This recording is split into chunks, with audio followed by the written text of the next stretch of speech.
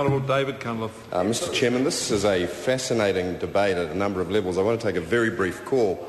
Mr Chairman, the right of politics often makes a fundamental philosophical error that the absence of regulation is the same thing as human freedom. And if ever that mistake was proven, it is in the context of this bill. The absence of restriction on private investigators means that the freedom of every New Zealander is curtailed, not enhanced, and that is proven partly by the relentless march of technology. Now let me give a couple of easy examples.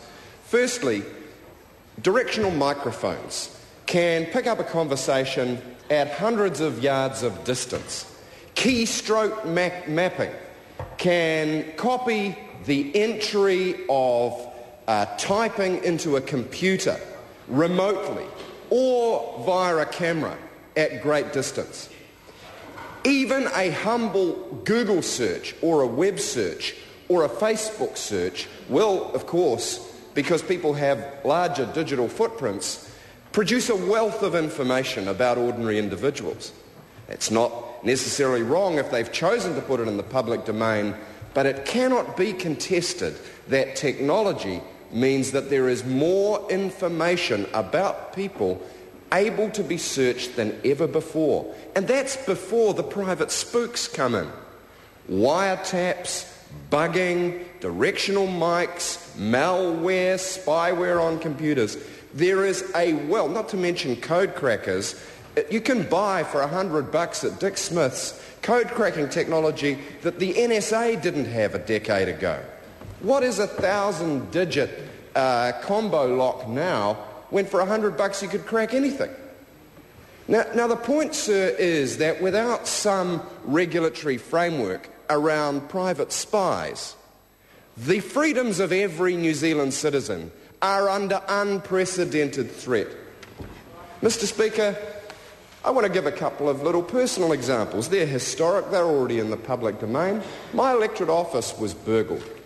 There were quite precise incisions in the windows made.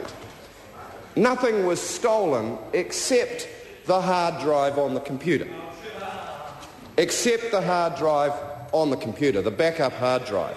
Now that was a couple of years ago, Mr. Speaker, and I'm absolutely confident, and I did a routine search just to prove it, that my office is run squeaky clean. And I have no concern about anything that might have been on that computer.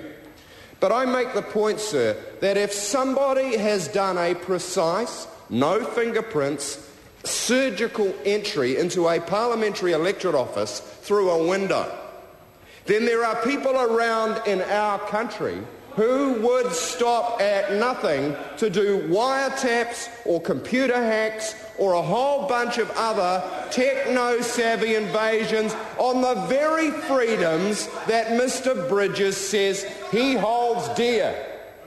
Mr. Chairman, if it is absolutely accepted and bipartisan that the Crown's own Secret Service agents must have a judge's warrant to tap a phone, why do we not require a similar standard of probity from a private spy? Because corporates who have large budgets can go and procure those services, often from ex-Crown personnel like police or members of the security services, on the free market, using their deep pockets, and that is a threat to the liberties that generations of New Zealanders fought and died to protect.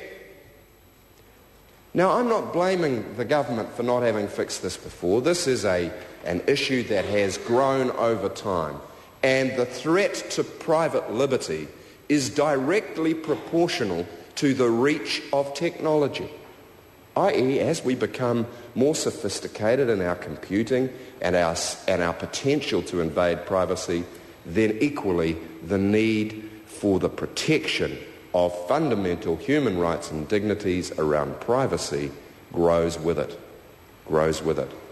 Now, sir, it is high time that this House addressed itself in a more comprehensive way that is included in this bill to these growing issues. I will commend the government I think this is bipartisan because it transcends the change of government. Chairman. The Honourable David Cunliffe. I will commend the government, however, for the work of the New Zealand Privacy Commission under Marie Schroff for 2 terms. I see Mr Quinn's going to have the call. I just can't stand it. I'm going to leave it out. Fully understand, colleague, but we'll round off so that you don't miss him by too much. Mr Chairman.